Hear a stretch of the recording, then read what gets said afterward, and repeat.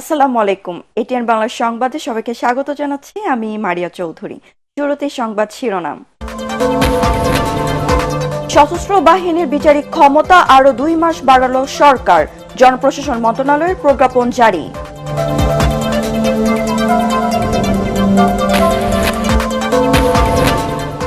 পুলিশের মতো প্রশাসন ক্যাডারও ভাবমূর্তির সংকটে ভুগছে, মন্তব্য প্রধান উপদেষ্টা মুখ্য সচিব এম সিরাজউদ্দিন মিয়ার। ক্ষত সংস্কার বড় চ্যালেঞ্জ। সামাজিক ন্যায় বিচার প্রতিষ্ঠা ও রাষ্ট্র সংস্কারে সরকারের প্রধান চ্যালেঞ্জ, বললেন প্রধান উপদেষ্টা ডক্টর ইউনূস। জুলাইয়ের ঐক্যবদ্ধ শক্তি বদলে দিয়েছে ইতিহাসের গতিপথ। অন্তর্বর্তী সরকারের কিছু সিদ্ধান্ত জন আকাঙ্ক্ষা বিরোধী, মনে করেন বিএনপির ভারপ্রাপ্ত চেয়ারম্যান তারেক রহমান। পরাজিত শক্তি দেশে বিদেশে এখনো সক্রিয়। এবং স্থানীয় সরকার নির্বাচনে দলীয় প্রতীক ও ইভিএম মেশিন বাতিলের পক্ষে সংস্কার কমিশন। কোনো বিশেষ গোষ্ঠীর স্বার্থ সংরক্ষণ নয়, বলেন বদিউল আলম মজুমদার।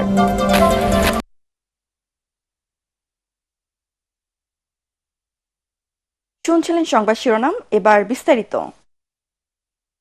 সারা দেশে সশস্ত্র বাহিনীর বিচারিক ক্ষমতা আরো 2 মাস বাড়িয়ে প্রজ্ঞাপন জারি করেছে সরকার।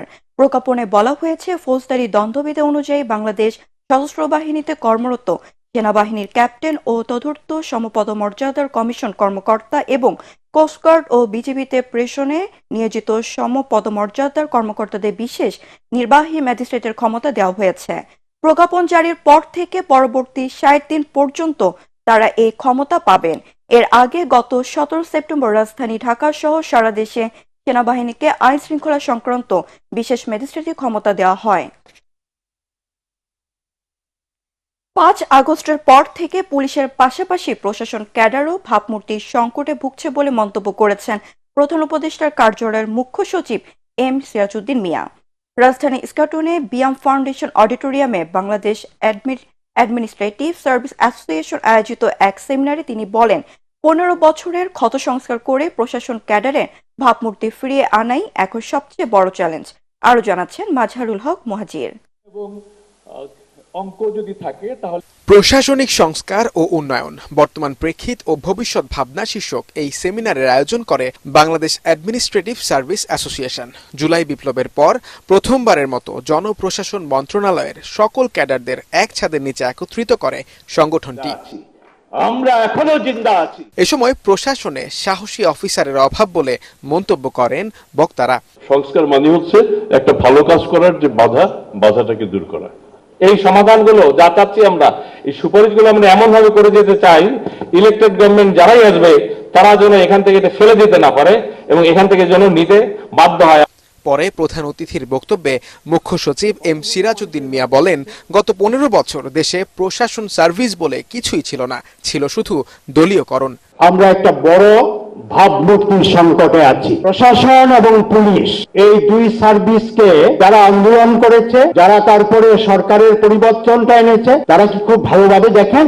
অনুষ্ঠানে জাতীয় সংসদ বিভাগের সচিব ডাক্তার মোহাম্মদ আনোয়ারুল্লাহ সভাপতিত্বে মূল প্রবন্ধ উপস্থাপন করেন প্রধান উপদেষ্টার কার্যালয়ের পাবলিক প্রাইভেট পার্টনারশিপ কর্তৃপক্ষের প্রধান নির্বাহী কর্মকর্তা হাফিজুর রহমান। সরকারি কর্মচারীদের মনন ও মানসিকতা গঠনে সৃজনশীল প্রশিক্ষণ আয়োজন করতে হবে। মাজহারুল হক মুহাজির, এটিএন বাংলা, ঢাকা। সামাজিক ন্যায় বিচার প্রতিষ্ঠা ও রাষ্ট্র সংস্কারে অন্তর্বর্তী সরকারের প্রধান চ্যালেঞ্জ বলে মন্তব্য করেছেন প্রধান উপদেষ্টা ডক্টর মোহাম্মদ ইউনূস। তিনি বলেন, জুলাইয়ের ঐক্যবদ্ধ শক্তি দেশের ইতিহাসের গতিপথ পরিবর্তন করেছে। রাজধানীতে বঙ্গোপসাগর সংলাপ শীর্ষক এক আন্তর্জাতিক সেমিনারে দেশবাসীকে ধৈর্য ধরার আহ্বান জানিয়ে প্রধান উপদেষ্টা বলেন, আগামীতে একটি নতুন দেশ উপহার দিতে বর্তমান সরকার কাজ করছে। বিস্তারিত জানাচ্ছেন সৈয়দ রিয়াজ।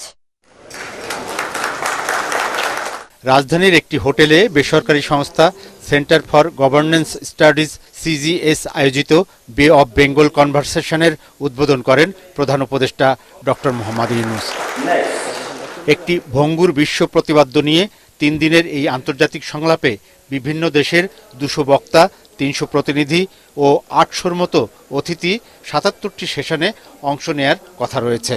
অনুষ্ঠানে উদ্বোধনী বক্তৃতায় প্রধান উপদেষ্টা অন্তর্বর্তী সরকার প্রতিষ্ঠায় তরুণ প্রজন্মের আত্মত্যাগের কথা তুলে ধরেন।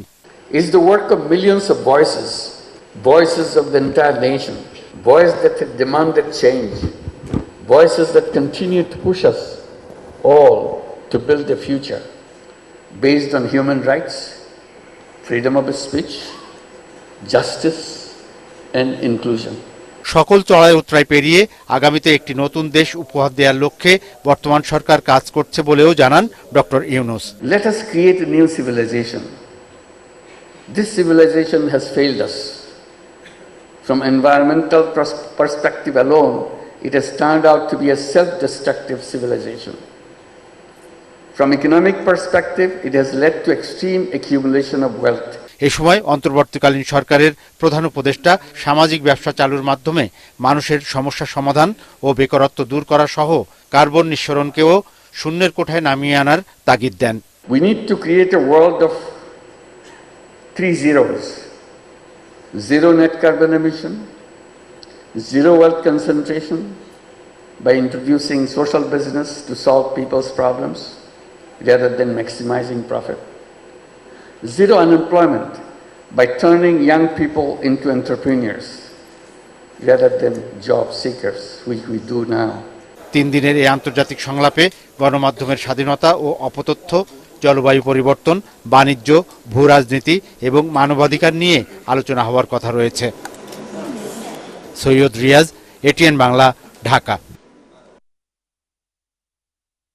রাষ্ট্র মেরামতের কাজ করতে গিয়ে অগ্রাধিকার ঠিক করতে ভুল করলে তা অন্তর্বর্তী সরকারের অদক্ষতা হিসেবে বিবেচিত হবে বলে জানিয়েছেন বিএনপির ভারপ্রাপ্ত চেয়ারম্যান তারেক রহমান। গণবিপ্লবের মাধ্যমে আসা সরকারের কিছু সিদ্ধান্ত জন আকাঙ্ক্ষা বিরোধী দাবি করে তিনি বলেন, জনগণ অন্তর্বর্তী সরকারের ওপর আস্থা রাখতে চায়, এ বিষয়ে পদক্ষেপ নিতে হবে তাদেরই।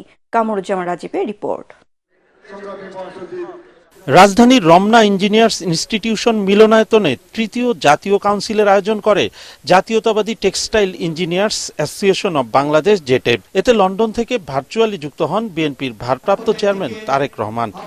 অধিবেশনে অংশ নিয়ে বিএনপির সিনিয়র নেতারা বলেন, গণতন্ত্র প্রতিষ্ঠার আন্দোলন এখনো শেষ হয়নি।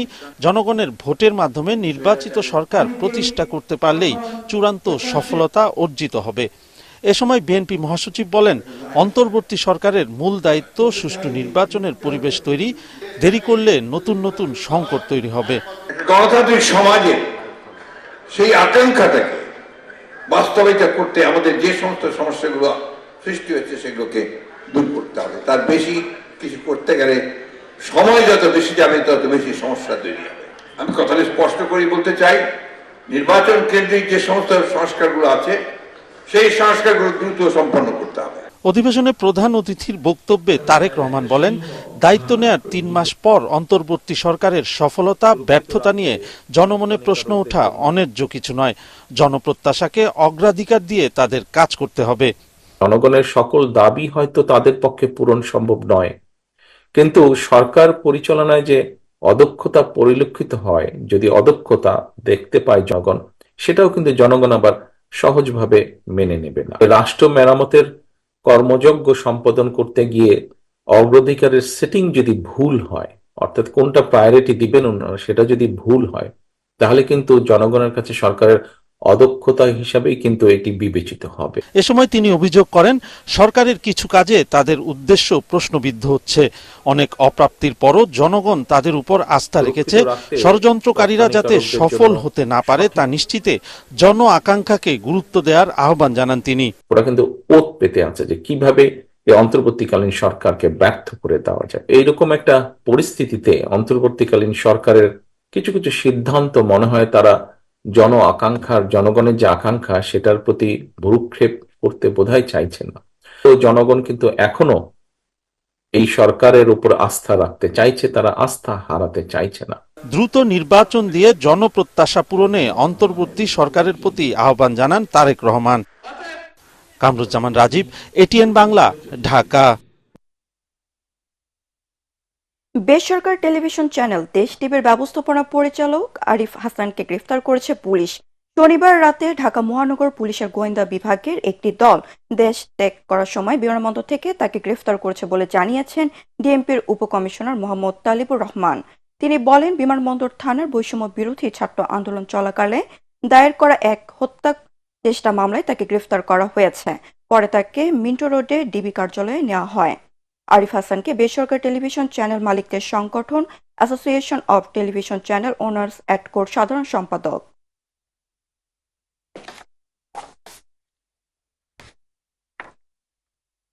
সংসদ না থাকায় এই মুহূর্তে সংবিধান সংশোধন না পুনর্লিখনের কোনো সুযোগ নেই বলে মনে করেন অ্যাটর্নি জেনারেল মোহাম্মদ আসাদুজ্জামান।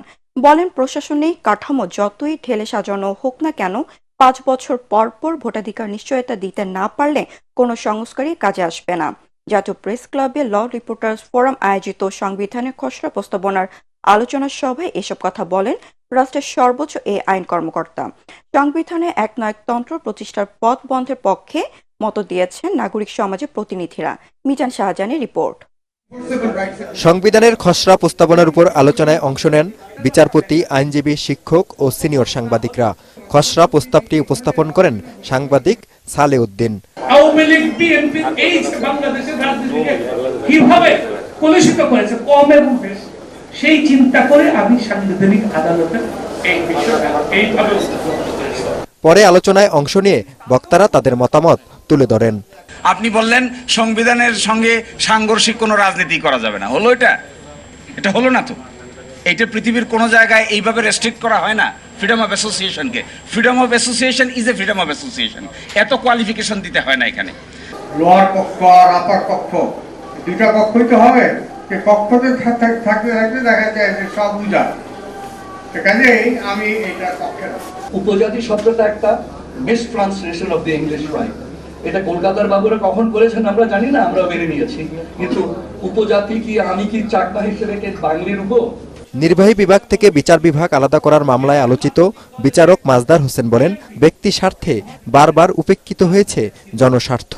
সংবিধানকে বারবার ব্যক্তি স্বার্থে এবং ম্যালাফাইড ইন্টেনশনে সংশোধন করা হয়েছে, জনস্বার্থে নয়। এক নায়ক বা এক নায়িকাতন্ত্র থেকে বেরোতে হলে গণতন্ত্রের পক্ষে যদি আমাদের এগোতে হয়, অবশ্যই আমার মনে হচ্ছে সংবিধানের কিছু কিছু জায়গায় জরুরি পরিবর্তন প্রয়োজন। প্রধান অতিথির বক্তব্যে অ্যাটর্নি জেনারেল মোহাম্মদ আসাদুজ্জামান বলেন, ইচ্ছে করলেই সংবিধানে হাত দেওয়া যায় না। আর্টিকেল 93 দিকে যদি একটু তাকান, তাহলে এই প্রস্তাবনাগুলো এই সরকারের জায়গা থেকে সংবিধান সংশোধনের কোনো উদ্যোগ বা প্রস্তাবনা নিতে পারবেন কিনা, সেই জায়গাটা আপনাদের ভেবে দেখা দরকার। 93-তে অর্ডিন্যান্স আকারে আপনি সবকিছু করতে পারবেন, শুধু সংবিধান সংশোধন ছাড়া। ল রিপোর্টার্স ফোরামের উদ্যোগকে স্বাগত জানিয়ে খসড়া প্রস্তাবনাকে পরিমার্জন করে সংবিধান সংস্কার কমিশনের কাছে উপস্থাপনের পরামর্শ দেন রাষ্ট্রের সর্বোচ্চ এই আইন কর্মকর্তা। মিজান শাহজাহান, এটিএন বাংলা, ঢাকা। স্থানীয় সরকার নির্বাচনে দলীয় প্রতীক বাতিল করার পক্ষে নির্বাচন ব্যবস্থা সংস্কার কমিশন। একই সাথে বর্তমান ইভিএম মেশিনেরও পরিবর্তন চাই কমিশনের সদস্যরা। নির্বাচন বিটে সাংবাদিকদের সাথে মত বিনিময়ে এইসব কথা বলেন তারা। এ সময় আওয়ামী লীগের মতামত না নেওয়া প্রসঙ্গে কমিশন প্রধান ডক্টর বদরুল আলম মজুমদার বলেন, শিক্ষার্থীদের রক্তের ঋণের কাছে দায়বদ্ধ বলি এমন সিদ্ধান্ত। বিস্তারিত জানাচ্ছেন ইকরামুল হক সাইমের রিপোর্টে। নির্বাচন কমিশন বিটে কর্মরত সাংবাদিকদের সংগঠন reporters forum for election and democracy আরএফপির সাথে মতবিনিময় করে নির্বাচন ব্যবস্থা সংস্কার কমিশন। এ সময় নির্বাচনের খবর সংগ্রহ ও প্রচারে প্রতিবন্ধকতা দূর করা সহ নানা সুপারিশ তুলে ধরেন সাংবাদিকরা। প্রায় সব ভোট কেন্দ্রে আমাকে বাধা দেওয়া হয়েছে। বিনা প্রতিদ্বন্দ্বিতায় যে নির্বাচিত হওয়ার বিষয়টি এই পথ বন্ধ করা। অনুষ্ঠানে স্থানীয় সরকার নির্বাচন নির্দলীয় করার ব্যাপারে কমিশনের সদস্যরা একমত বলে জানান ডক্টর তোফায়েল আহমেদ। আর ইভিএম ইস্যুতে অবস্থান স্পষ্ট করেন কমিশনের অপর সদস্য মীর নাদিয়া নিভিন। অ্যাজ ইভিএম এখন যেভাবে আছে ওই ফরম্যাটে হয়তো নাও হতে পারে, কারণ ওই ফরম্যাটে ট্রাস্ট এবং ইস্যুসগুলো এখনো গ্লোবালি রিজলভড না। তো অ্যাজ ইভিএম যেভাবে আছে এটা প্রবাবলি নাও হতে পারে। দলীয় প্রতীকে নির্বাচন হোক, এটা আমরা চাই না। তো এটা আলটিমেটলি ফাইনালি যদি আপনারও তো রিফ্লেকশন এরকম হয়, এটাই হয়তো আলটিমেটলি আসবে। এতটুকু আমি বলতে পারি যে স্থায়ী নির্বাচনের ক্ষেত্রে। এছাড়া নির্বাচন পদ্ধতির পরিবর্তন, সংসদীয় নারী আসনের সদস্যদের নির্বাচন পদ্ধতি, কালো টাকা ও পেশি শক্তির ব্যবহার বন্ধ সহ নানা বিষয়ে মতামত উঠে আসে। আমরা শুধু আগামী নির্বাচনের কথা চিন্তা করছি না, আমাদের নির্বাচনী ব্যবস্থাটা ভেঙে পড়েছে, অনেক রকম অন্যায় অপকর্ম হয়েছে অতীতে, এগুলো যাতে বন্ধ হয়, তার মাধ্যমে যাতে নির্বাচনী ব্যবস্থাটা কার্যকর হয়, তার মাধ্যমে আমাদের গণতান্ত্রিক ব্যবস্থাটা এটা শক্তভিত্তির উপর দাঁড়ায়, সেটাই আমরা চেষ্টা করব দীর্ঘমেয়াদীভাবে, শুধু এক নির্বাচনের জন্য নয়। এ সময় 22টি রাজনৈতিক দলের কাছে সংস্কার প্রস্তাব চাওয়া হলেও আওয়ামী লীগ, জাতীয় পার্টি সহ সমমনা দলগুলোকে বাদ দেওয়া প্রসঙ্গে কথা বলেন কমিশন প্রধান ডক্টর বদিউল আলম মজুমদার ও শিক্ষার্থী প্রতিনিধি সাদিক আল আরমান। 1.5 সহস্রের মতো ব্যক্তির প্রাণহানি ঘটেছে, 20-30 হাজার ব্যক্তি আহত হয়েছে। এই তাদের রক্তের উপর দাঁড়িয়ে আমরা এইসব কর্মকাণ্ড পরিচালনা করছি। আমরা যেন তাদের রক্তের প্রতি বিশ্বাসঘাতকতা না করি। আমরা বদ্ধপরিকর, আমরা তাদের রক্তের ঋণ শোধ করার জন্য। আমরা কারো পক্ষে কিংবা বিপক্ষে কিংবা কোনো বিশেষ দলের বিশেষ ওই গোষ্ঠীর আমরা স্বার্থ সংরক্ষণের জন্য এখানে একত্রিত হইনি। 2000 মানুষকে যে হত্যা করা হয়েছে, এতগুলা মানুষকে আহত করা হয়েছে, এতগুলা মানুষের চোখ নষ্ট করে দেওয়া হয়েছে, আপনি কি সেই জিনিসটা ভুলে গিয়েছেন?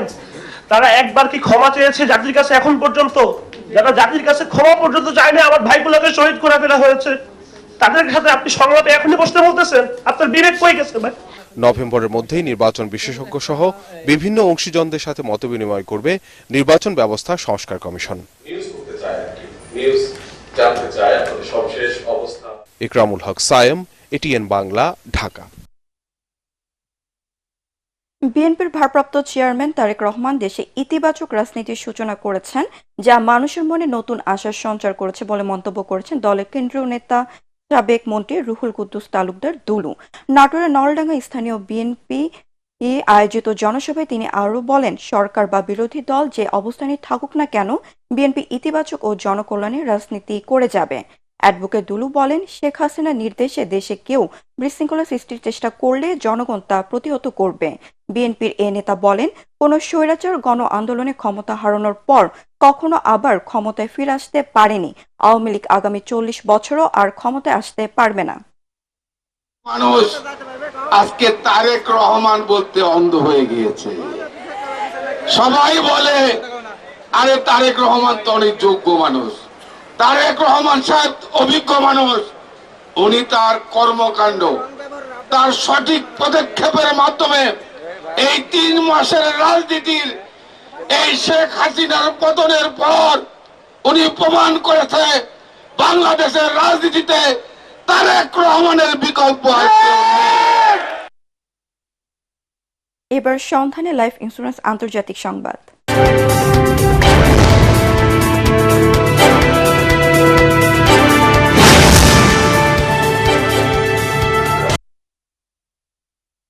এবার বিশ্ব জলবায়ু সম্মেলনের হলরুমে ঢুকে বিক্ষোভ করলেন পরিবেশবাদীরা। প্লাকার, ব্যানার, প্লেস্টুন নিয়ে তুলে ধরেন দাবি দেওয়া, যেখানে সবচেয়ে প্রাধান্য পায় পরিবেশ বিপর্যয়ের কারণে ক্ষতিগ্রস্ত দরিদ্র দেশগুলোকে অর্থ সহায়তা নিশ্চিত করা। বিশেষজ্ঞরা বলছেন, প্রতি বছর ক্ষতিগ্রস্ত দেশগুলোকে কমপক্ষে $1 ট্রিলিয়ন করে ক্ষতিপূরণ দিতে হবে উন্নত দেশগুলোকে। তবে এতে বিশাল পরিমাণ অর্থ উন্নত দেশগুলোর দেওয়ার ব্যাপারে কোনো ইতিবাচক ইঙ্গিত দেয়নি। ধারণা করা হচ্ছে 22 নভেম্বর আনুষ্ঠানিকভাবে সম্মেলন শেষ হলেও উন্নত দেশগুলোর সাথে দর কষাকষি চালিয়ে যাবেন জলবায়ু কর্মীরা।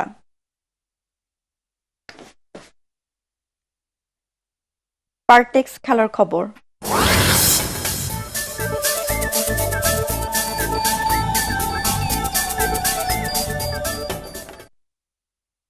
সাফ চ্যাম্পিয়ন নারী ফুটবল দলকে বাংলাদেশ অলিম্পিক অ্যাসোসিয়েশন BOA এবং বাংলাদেশ সেনাবাহিনী যৌথভাবে $1 কোটি অর্থ পুরস্কার দিবে। BOA ভবনের সভা শেষে একথা জানান BOA সহ সভাপতি ও মিডিয়া কমিটির চেয়ারম্যান শেখ বশির আহমেদ মামুন। সবাই 2025 সালে বাংলাদেশ গেমস আয়োজন এবং প্রতি বছর 2টি করে ম্যারাথন আয়োজনের সিদ্ধান্ত হয়।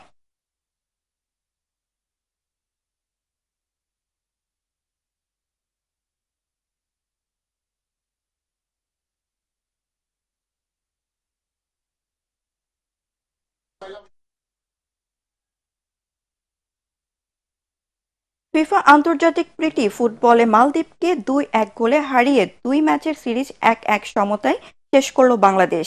অবশ্য বসুন্ধরা কিংস অ্যারেনায় খেলার 23 মিনিটে ডিফেন্ডার তপু বর্মার ভুলে মালদ্বীপের মিডফিল্ডার ইব্রাহিম হোসেন দলকে এগিয়ে দেন।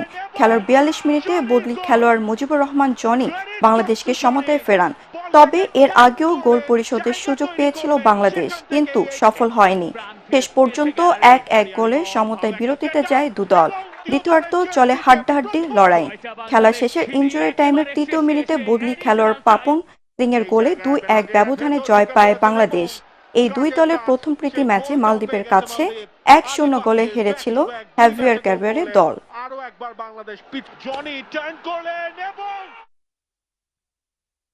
শেষ করার আগে সংবাদ শিরোনাম আরো একবার। সশস্ত্র বাহিনীর বিচারিক ক্ষমতা আরো 2 মাস বাড়ালো সরকার, জনপ্রশাসন মন্ত্রণালয়ের প্রজ্ঞাপন জারি।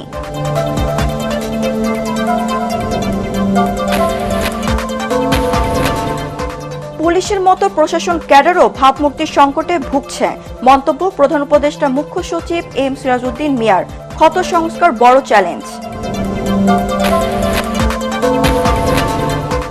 সামাজিক ন্যায় বিচার প্রতিষ্ঠা ও রাষ্ট্র সংস্কারই সরকারের প্রধান চ্যালেঞ্জ, বলেন প্রধান উপদেষ্টা ডক্টর ইউনূস।